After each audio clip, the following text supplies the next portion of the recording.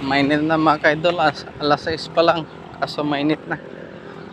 At naglalakad tayo sa highway. Ayun pa ako, kamay ko. Problema na lang close open dahil sa stroke. At kayo mga ka-idol, mag-ingat kayo sa kinakain nyo at saka exercise parati nang dito kayo matulad sa akin. At datarete hindi ko pinapansin yung katawan ko.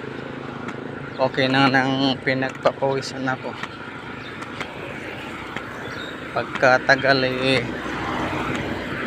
ito na stroke.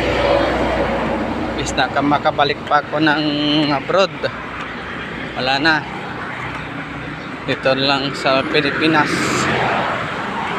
Tsaga-tsaga tayo mga kaidol. At may para sa atin na ibibigay yung Diyos. Salamat mga kaidol. At malapit na ako sa amin, tatawid na ako. Salamat.